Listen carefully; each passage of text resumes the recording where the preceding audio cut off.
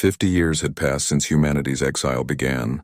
Emperor Kang Junseo stood in the great throne room of New Terra, the massive space station built around Earth's moon. Through the enormous windows, he could see ships from dozens of different species coming and going in peaceful trade. Beside him stood Empress Yuki Hanabi, who had once been a translator for the old Galactic Council. Their marriage had symbolized the unity between humans and their former enemies. Together, they had built something the galaxy had never seen before, an empire based on cooperation instead of fear. The final surrenders arrived this morning, reported High Inquisitor Choi Young-yi as she entered the throne room. The last 3 council holdout worlds have agreed to join the Terran Empire peacefully. Junseo nodded with satisfaction. It had taken 2 years since the end of the war, but finally, every inhabited world in the galaxy was part of the new order. Unlike the old council, which had ruled through force and tradition, the Terran Empire gave each species the freedom to grow and change. The transformation had not been easy.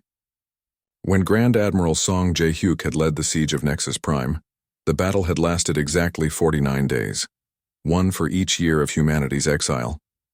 The ancient council fortress had seemed impossible to break, protected by energy shields that could stop entire fleets.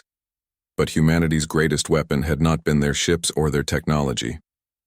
It had been their ability to adapt and learn.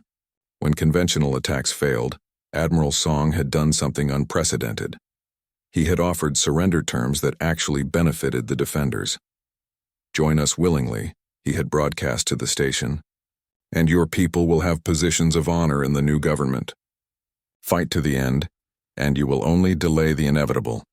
Most of the council forces had chosen to surrender. They were tired of fighting for a system that prevented progress and punished new ideas. The real test had come when High Arbiter Kexnel, the ancient being who had exiled humanity 50 years ago, had finally faced Emperor Junseo in the same chamber where it had all begun. "You have won," Kexnel had said, its tentacles drooping with defeat. "I suppose you will execute us now as we would have done to you." But Junseo had surprised everyone with his response. "I'm not here for revenge," he had said calmly. "I'm here to offer you a choice. Help us build a better galaxy or step aside and let others do it." Kexnel had been silent for a long moment, studying the young human who had conquered the galaxy. "You truly are not the same species we exiled 50 years ago," the old being had finally admitted. Perhaps we were wrong to fear change so much." That conversation had marked the beginning of the new era. Instead of destroying the old order completely, the Terran Empire had absorbed the best parts of Council civilization while discarding the rest. High Inquisitor Choi Young-yi had been put in charge of this delicate process. Her job was to help former Council species integrate into the new system without losing their unique cultures. "The Zilanians are thriving," she reported to the Emperor and Empress. "Now that they're free to create whatever art they want, their culture has exploded with new forms and styles. Their latest sculptures are being displayed throughout the Empire." Empress Hanabi smiled. She had always loved Zilanian art, even during her time as a council translator.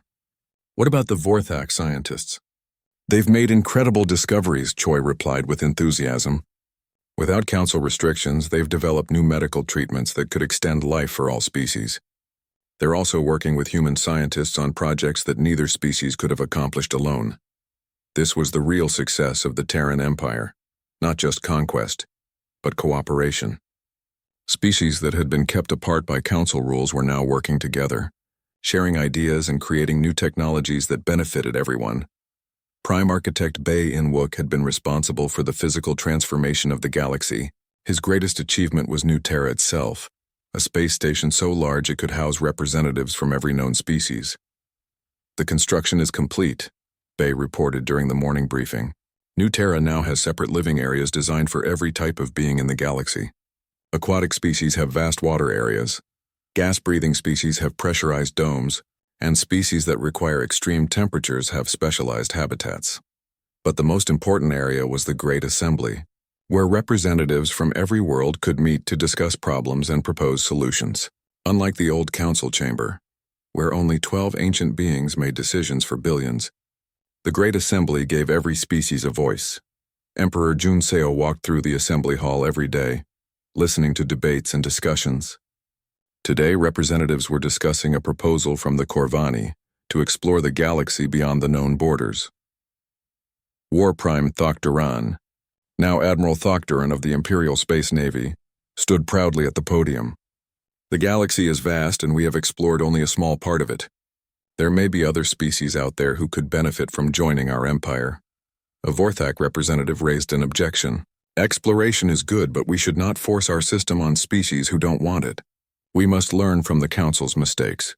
This was exactly the kind of healthy debate that the old Council had forbidden. Different species with different viewpoints could now express their ideas freely and work together to find solutions. The transformation was visible everywhere.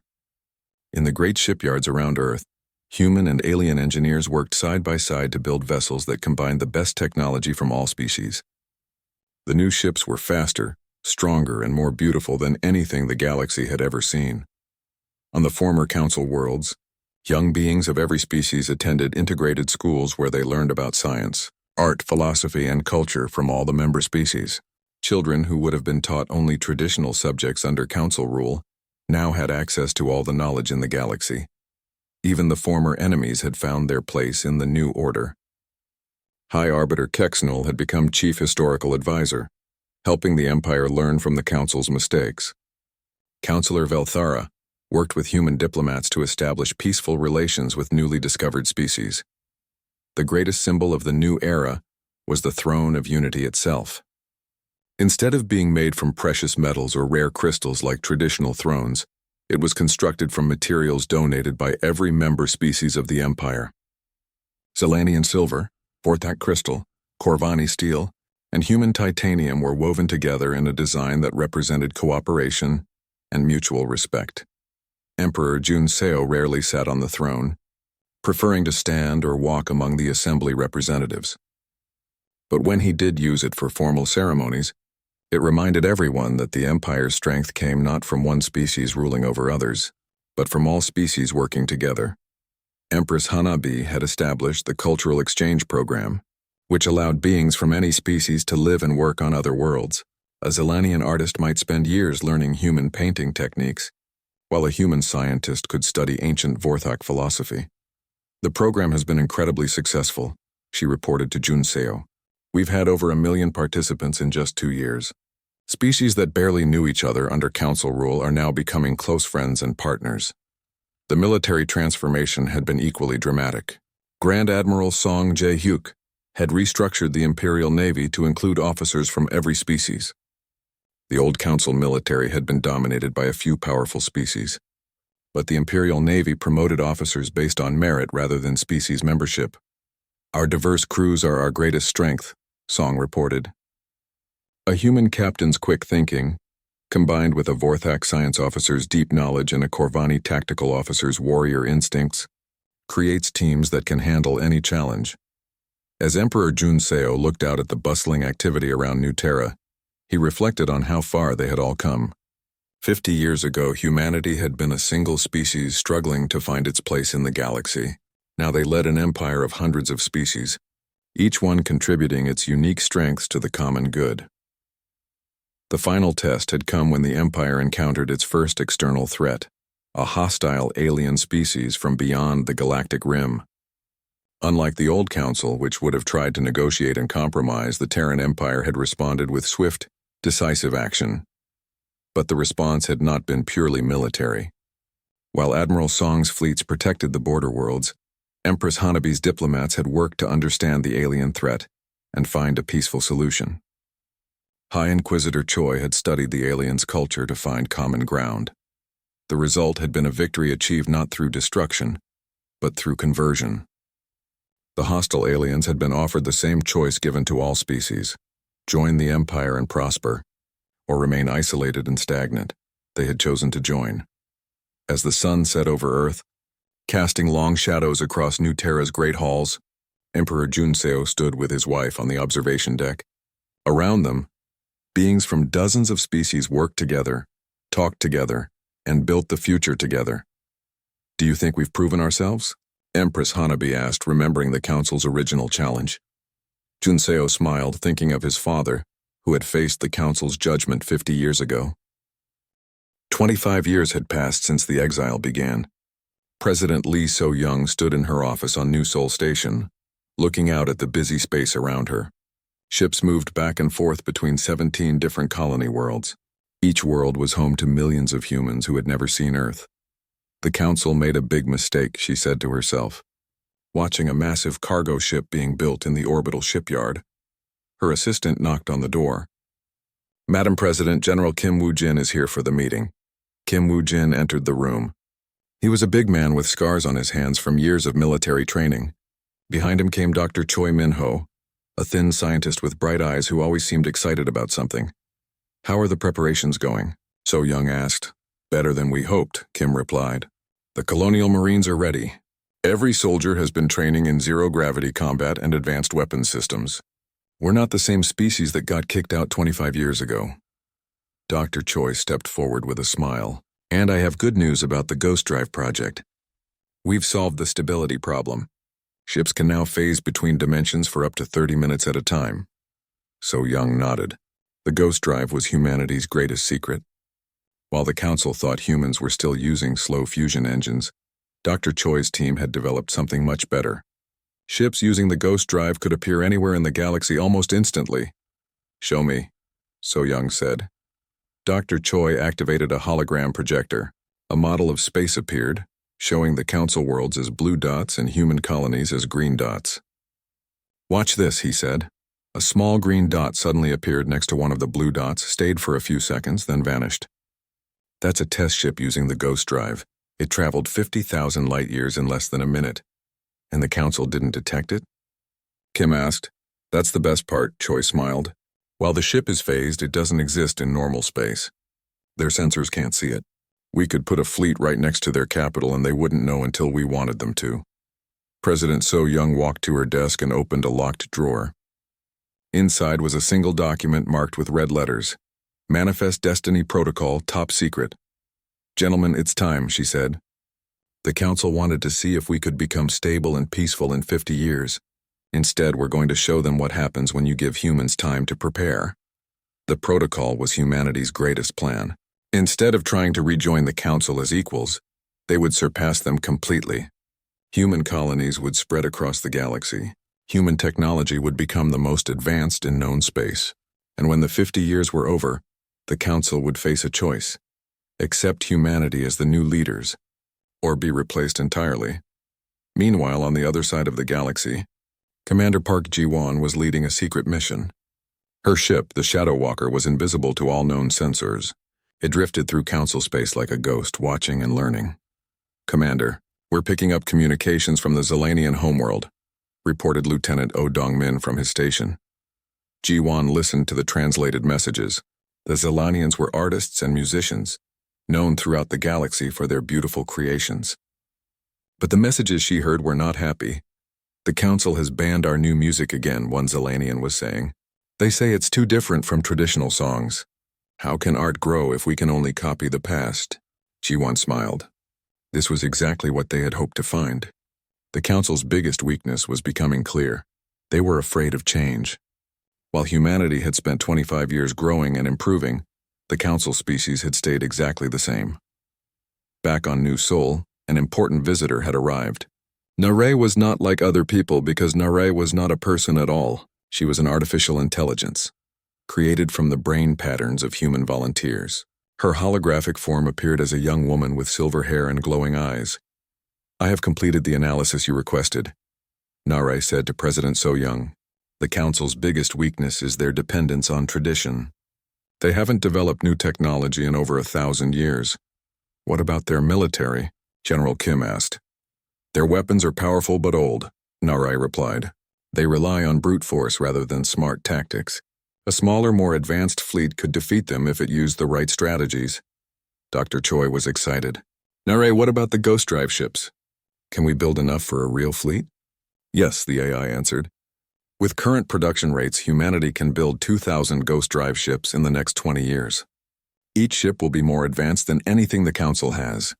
President So-young felt a thrill of excitement.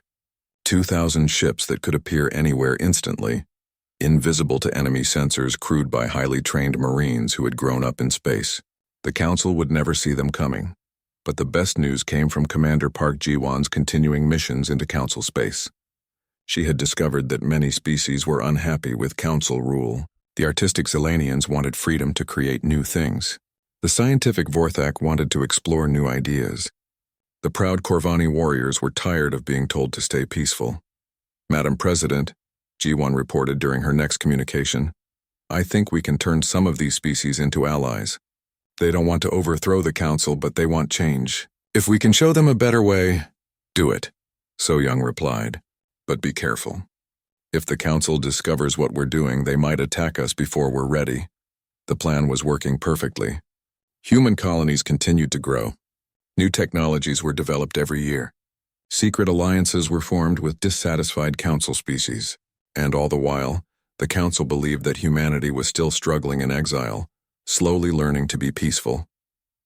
General Kim's Marines trained for every possible battle scenario. They practiced fighting in space, on planets, in cities, and in wilderness. Each Marine was equipped with power armor that connected directly to their nervous system, making them faster and stronger than any normal human. Dr. Choi's scientists worked day and night on new inventions. Besides the Ghost Drive, they had developed weapons that could cut through any known armor, shields that could stop planet-killing lasers, and computers that could think faster than any organic brain. The artificial intelligence Narai grew smarter every day, learning from millions of human minds connected to her network. She could predict enemy movements, calculate the best battle tactics, and coordinate thousands of ships at the same time. As the 25th year of exile ended, President So-young called a meeting of all the colony leaders. Representatives came from 17 different worlds, each one reporting success and growth. The council gave us 50 years to prove we're not dangerous, So-young told the assembled leaders. In 25 years, we've built an empire that spans half the galaxy. We have technology they can't imagine and allies they don't know about. We're not the same species they exiled. She stood up and looked out at the stars. In 25 more years, we'll be ready to return to council space. But not as beggars asking for acceptance. We'll return as conquerors offering mercy. The meeting ended with a decision that would change galactic history. Humanity would not wait the full 50 years. In just 3 more years, they would announce their return by sending a single message to the heart of council space. Dr. Choi's team prepared for the most daring test yet. A Ghost Drive ship would appear in orbit around Nexus Prime for exactly 3.7 seconds, long enough to transmit a message, but too short for council forces to react. When the moment came, the small ship Phantom appeared like magic in the middle of council space. Every sensor on Nexus Prime detected it at the same time.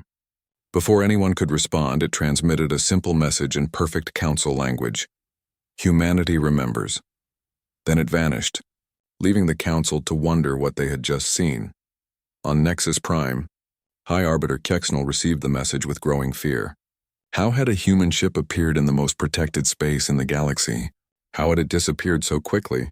And most importantly, what did humanity remembers mean? The countdown had begun.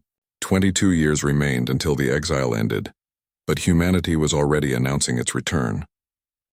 Captain Kang Dae-ho stood on the bridge of the Aegis, watching the massive space station grow larger through the main screen. Nexus Prime was the biggest thing he had ever seen. The station was so huge that Earth could fit inside it 10 times over. Thousands of ships moved around it like tiny insects around a giant flower. "Sir, we're getting a message," said Lieutenant Park Ji-won from her station.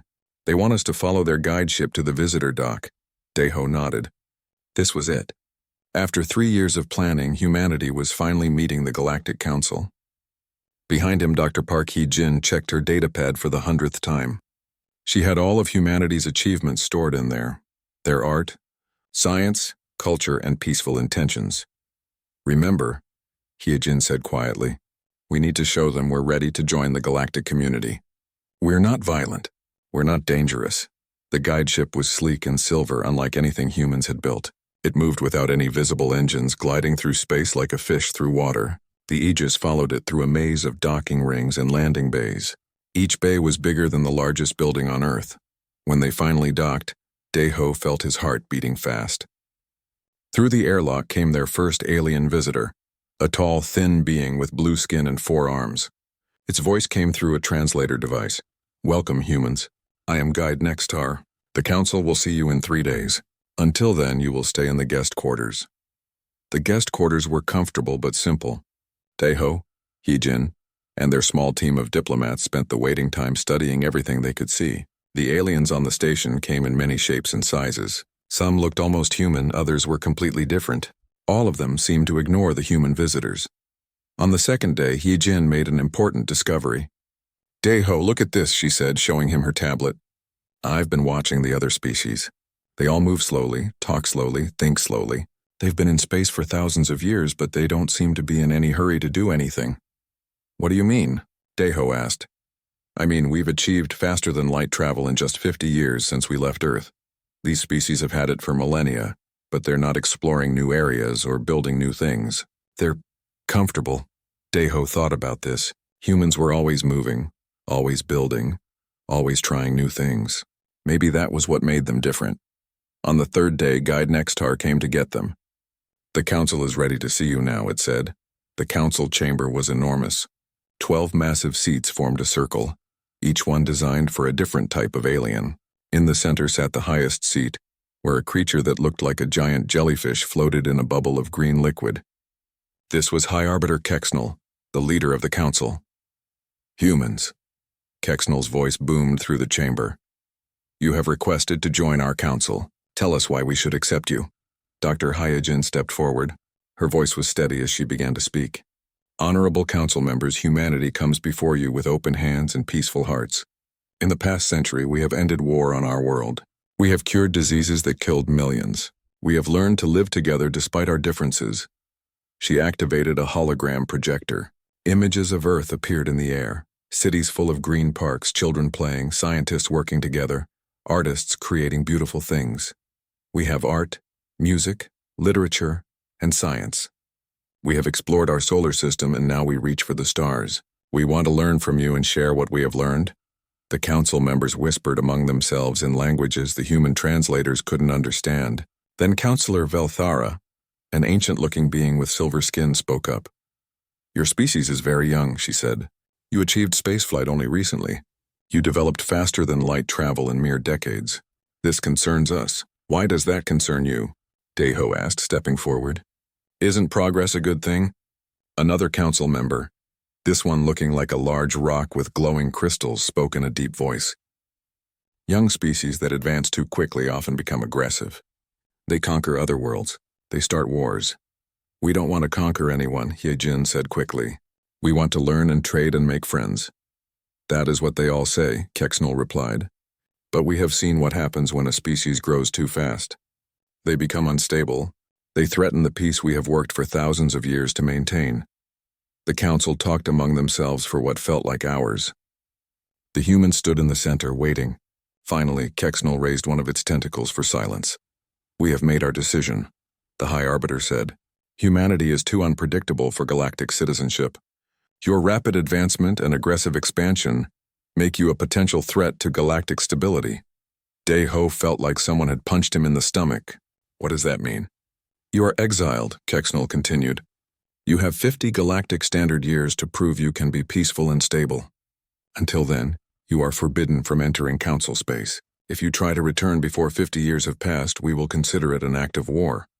But that's not fair, Heejin protested. We haven't done anything wrong. The decision is final, Counselor Velthara said, though she looked sad about it.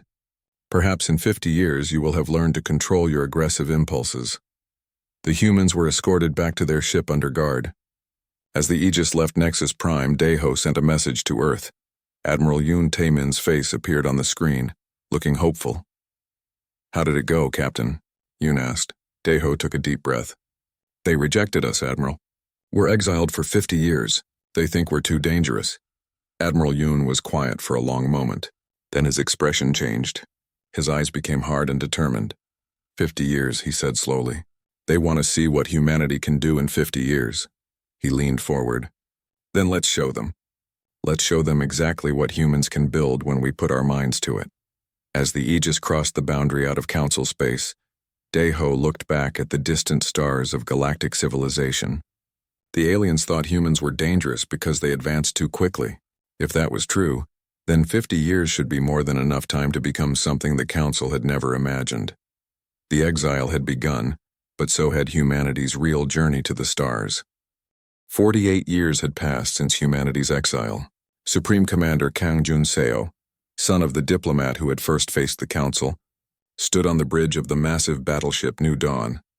Through the main screen, he watched as thousands of human and allied ships prepared for the largest military operation in galactic history. "All fleets report ready, sir," announced Admiral Park Soo-jin, the tactical genius who had planned every detail of Operation Stellar Dawn. Her connection to the Unity network allowed her to coordinate with every ship commander instantly. Jun-seo nodded grimly. The 50-year exile period was almost over, but humanity would not wait for the Council's permission to return. Today they would announce their presence in a way the galaxy would never forget. "Begin the operation," he ordered. Across Council space, Ghost Drive signatures appeared simultaneously around 17 major Council strongholds. The Council's early warning systems screamed alerts as human fleets materialized from quantum space like vengeful spirits. On Nexus Prime, High Arbiter Kexnel watched in horror as 50 human warships appeared in perfect formation around the station. These ships looked nothing like the primitive vessels humans had possessed 48 years ago. They were sleek, powerful, and covered in strange armor that seemed to bend light around it. "Impossible," Kexnel whispered. "How did they get past our defenses?" The answer came in the form of a transmission from the lead human ship. Supreme Commander Jun-seo's face appeared on every screen in the Council chamber. "High Arbiter Kexnel," Jun-seo said calmly. 48 years ago you exiled humanity for being too dangerous and unpredictable. You were right to fear us, but not for the reasons you thought. On 17 different worlds, human marines led by Colonel Yang Min-jun were landing in assault pods. These were not the same humans the Council remembered. Each marine wore power armor that connected directly to their nervous system, making them faster and stronger than any normal being. The Corvani homeworld put up the fiercest resistance. The Corvani were the galaxy's greatest warriors, proud and fierce in battle. Their leader, War Prime Thok-Duran, personally led the defense of their capital city. "These humans think they can defeat the Corvani?" Thok-Duran roared as he charged into battle with his energy sword blazing. "We have been warriors for 10,000 years." But when he met Colonel Yang in single combat, something unprecedented happened. Yang removed his helmet and dropped his weapons. "War Prime Thok-Duran," Yang said in perfect Corvani language, "I challenge you to the trial of honor. Single combat between leaders to determine the fate of worlds." The ancient Corvani tradition had not been used in centuries, but Thok-Duran could not refuse without losing honor. The two warriors faced each other in the center of the battlefield while their forces watched. The fight lasted for hours. Thok-Duran was older and more experienced, but Yang had trained his entire life for this moment. When Yang finally won, he did something that shocked everyone. He helped his defeated enemy to his feet. "War Prime," Yang said with respect, "you fought with great honor. The Corvani are mighty warriors. Join us, and your people will have honor in battle again. Stay with the Council, and you will spend eternity being told to be peaceful." Thok-Duran looked at the young human who had defeated him fairly. Then he looked at his warriors who had been forbidden to fight for decades under Council rule. The choice was easy. "The Corvani choose honor," he declared. "We stand with humanity." The conversion of the Corvani sent shockwaves through the galaxy. If even the greatest warriors had joined the humans, what hope did other species have? Meanwhile, the space battles were going exactly as Admiral Park Soo-jin had planned. The Unity network allowed human ships to fight with perfect coordination, while their quantum armor made them nearly invulnerable to Council weapons. Dr. Lim Haiwan watched from the command ship as her Unity network performed flawlessly. Every human commander was linked to the network, sharing thoughts and tactical information instantly. The Council fleets, fighting as individual ships with slow communication, couldn't match the speed and precision of human tactics. "Admiral Park," she reported, "the network is operating at 100% efficiency. Our forces are winning on all fronts." But the biggest surprise came from an unexpected source. During the battle for the Altarian homeworld, a message arrived at the human fleet. "This is Velnara, daughter of Counselor Velthara. I have information that can help you." Supreme Commander Jun-seo accepted the communication personally. On his screen appeared a young Altarian female with the traditional silver skin of her species. "Commander Junseo," she said urgently, "I know the location of the Council's final weapon, the Stellar Cascade. They plan to use it to destroy stars and create supernovas to stop your advance. This was intelligence humanity desperately needed. The Stellar Cascade was a legend, a weapon supposedly capable of turning any star into a supernova bomb. If the Council was desperate enough to use it, millions of innocent beings would die. Why are you helping us?" Junseo asked. Velnara's expression was sad but determined. "Because I've seen what the galaxy could become if species were free to grow and change. My mother voted to exile you 48 years ago. She was wrong, and I won't repeat her mistakes." Using Velnara's information, human forces launched a desperate assault on the secret Council facility where the Stellar Cascade was hidden. Colonel Yang led the ground assault while Admiral Park's ships provided cover from space. The facility was heavily defended, but the human Marines fought with the fury of a species that had been denied their rightful place in the galaxy. When they finally reached the weapon, they found something incredible. The Stellar Cascade was not just a weapon, it was also a power source capable of unlimited energy. Dr. Moon Yunsu, studying the captured device, made an amazing discovery. "Commander, this weapon uses quantum consciousness technology, just like our Unity network, but much more primitive. We can turn it against them. Instead of destroying the weapon, the humans modified it. When the Council tried to activate the Stellar Cascade to destroy human fleets, they got a terrible surprise. The weapon turned against them, disrupting their own ship systems and leaving them helpless. The Battle of Nexus Prime was the final engagement of the war. Supreme Commander Junseo led the assault personally. His consciousness linked not just to his own ship, but to the entire human fleet through the Unity network. High Arbiter Kexnol tried one last desperate measure. He activated every defense system around Nexus Prime, including weapons that had not been used for thousands of years. Ancient laser platforms and missile batteries filled space with deadly fire. But the human fleet moved like a single organism, dodging and weaving through the defensive fire with impossible precision. Ships that should have been destroyed phase-shifted into quantum space at the last second, appearing behind enemy positions to strike with devastating effect. When the new dawn finally reached Nexus Prime's docking bay, Supreme Commander Junseo walked through the same airlock his father had used 48 years earlier. But this time he came not as a supplicant but as a conqueror. High Arbiter Kexnol waited in the Council chamber, surrounded by the remaining Council members. The ancient being that had once seemed so powerful now looked old and defeated. "You have won," Kexnol said simply. "What do you want from us?" Junseo looked around the chamber where his father had been humiliated decades ago. Then he spoke the words that would reshape the galaxy. "We want you to step aside and let the galaxy grow." The war was over. Humanity had not just won, they had liberated half the galaxy in the process. Young aliens from dozens of species celebrated in the streets, finally free to explore new ideas and technologies. But Junseo knew the real work was just beginning. Winning a war was easy compared to building a better galaxy. The hardest part would be proving that humanity deserved to lead not through strength, but through wisdom. As he stood in the conquered Council chamber, surrounded by the flags of newly liberated worlds, Junseo remembered his father's words from long ago. "Let's show them what humans can build when we put our minds to it." They had shown them. Now it was time to build something even greater. 40 years had passed since humanity's exile began. Ambassador Shinbora sat in a hidden room deep inside a Zelanian space station, far from Council eyes.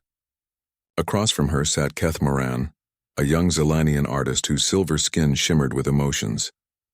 "The Council destroyed another art gallery yesterday," Keth Moran said, his voice filled with anger. "They said our new sculptures were inappropriate for galactic culture. How can they decide what art should look like?" Bora nodded sympathetically. She had been working in the shadows for 5 years, building a network of aliens who were tired of Council rules. The Zelanians were perfect allies. They wanted freedom to create, just like humans wanted freedom to grow. "What if I told you there was another way?" Bora asked quietly. "What if you didn't have to follow Council rules anymore?" Kethmaran's skin flickered with hope, then fear. "You're talking about rebellion. The Council would destroy our entire world." "Not if enough species stood together," Bora replied. Not if we had someone powerful enough to protect us. She showed him a small hologram projector. Images appeared in the air. Massive human ships that looked like nothing in council space. Cities built inside asteroids. Weapons that could cut through mountains. This is what humanity has built in 40 years of exile, she said. We didn't become peaceful and stable like the council wanted. We became stronger. On the other side of the galaxy, Fleet Admiral Jang Hyun-woo stood in the command center of humanity's greatest secret, Forge Station. The station was hidden inside a dead star, invisible to all sensors. Around it floated the largest construction project in galactic history. How many ships are ready? He asked Captain Oh Dong-min, who had been promoted from his days as a lieutenant. 2,047 ships, sir, Oh replied, each one equipped with ghost drive technology and quantum armor. The fleet is 3 times larger than the Council's entire navy. Jang smiled grimly. The Council thought they were dealing with the same primitive humans they had exiled decades ago. They had no idea what was coming. But the ships were only part of humanity's secret weapon. The real advantage came from Dr. Moon Yoon-soo's greatest invention, quantum consciousness transfer. Human commanders could link their minds directly to their ships, thinking and reacting faster than any organic brain could manage. Admiral, called Lieutenant Park Soo-jin from her station. We're getting a message from the Phantom. Captain Oh's consciousness transfer test was successful. Admiral Jang activated the communication screen. Captain Oh Dong-min appeared, but something was different about him. His eyes seemed to glow slightly, and when he moved, it was with perfect precision. Sir, the consciousness link is working perfectly. Oh reported. I can feel every system on the ship. I can calculate navigation routes instantly. I can fire weapons with perfect accuracy. It's like the ship has become part of my body. This was the breakthrough they had been waiting for. Human commanders linked to their ships would be faster and more accurate than any council pilot. A single human vessel could outfight 3 council ships at once. Meanwhile, the rebellion was growing. On the Vorthak homeworld, Master Thexrel taught philosophy to young aliens from many different species. His lessons were not about war or politics. They were about thinking for yourself. The council tells you that tradition is more important than progress, the old Vorthak said to his students. But what happens to a tree that never grows new branches? It dies. Among his students was Velnara, daughter of the Altarian counselor who had voted for humanity's exile 40 years ago. Unlike her ancient mother, Velnara had been born into a galaxy where change was forbidden. Master Thexeral, she asked, what if change brings chaos? What if the council is right to fear new ideas? The old philosopher looked at her with his large, wise eyes. Young one, the greatest chaos comes from trying to stop natural change. Water that cannot flow becomes a swamp. A mind that cannot grow becomes a prison. These ideas spread like fire through the galaxy. Young aliens from many species began to question why the council feared progress. Why couldn't they develop new technologies? Why couldn't they explore new ideas? Why couldn't they choose their own leaders? Ambassador Bora used this growing dissatisfaction to build her network. She met secretly with Zelanian artists, Vorthak scientists, and even some Corvani warriors who were tired of being told to stay peaceful. The humans were right, she told them during secret meetings. Change isn't something to fear, it's something to embrace. When the time comes, you'll have to choose.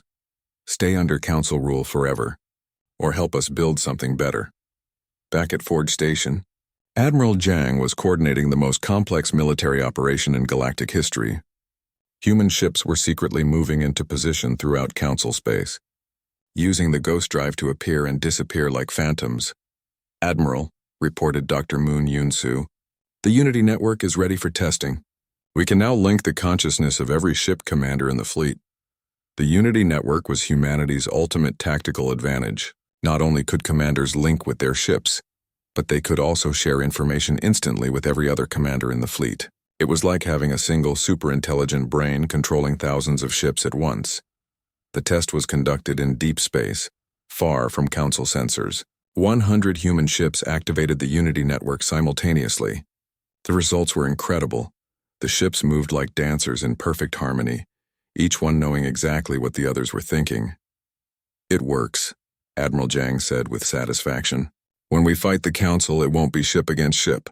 It will be their entire fleet against a single unified mind controlling our forces. The silent revolution was reaching its peak. On dozens of council worlds, young aliens gathered in secret to discuss forbidden ideas. They shared human philosophy through encrypted networks. They dreamed of freedom to choose their own paths. On Nexus Prime, High Arbiter Kexnel was beginning to realize something was wrong. Reports came in of unusual activity on many council worlds. Young aliens were asking too many questions. Some species were becoming difficult to control.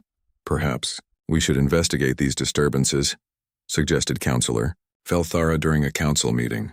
They are just the normal complaints of youth, replied another council member. Every generation thinks they can improve on thousands of years of wisdom. They will learn. But Kexnel was not so sure. The mysterious human message from years ago still bothered him. Humanity remembers, it had said. What did that mean? The answer came sooner than expected. Ambassador Bora launched what became known as the Whisper Campaign, a coordinated release of information across the galaxy. Young aliens everywhere suddenly had access to the truth about council rule.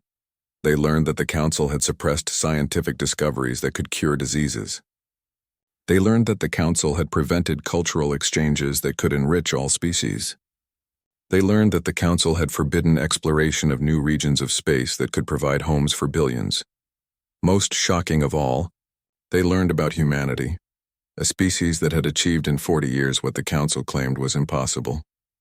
Humans had built faster ships, developed better technology, and created art that surpassed anything in council space. The Whisper Campaign spread like a virus through council space. Within days, demonstrations began on dozens of worlds. Young aliens demanded answers. They wanted to know why progress was forbidden. They wanted to know why humans had really been exiled. On the Zilanian homeworld, Keth Moran led thousands of artists in peaceful protests. They created beautiful sculptures that depicted freedom and change. When council forces tried to destroy the art, the artists formed human chains to protect their work.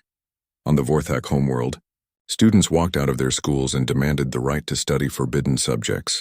Master Thexrel was arrested, but his students continued to gather and learn. Even on some council worlds, young aliens began to question their leaders. The galaxy was awakening from thousands of years of enforced sleep. In her hidden command center, Ambassador Bora watched the reports with satisfaction. The revolution was no longer silent. Soon the council would have to choose between reform or war, and if they chose war, humanity was ready. Fleet Admiral Jang received the coded message he had been waiting for. The seed has grown. The tree is ready to bear fruit. It was time for humanity to return to the galaxy, not as exiles seeking forgiveness, but as liberators offering freedom.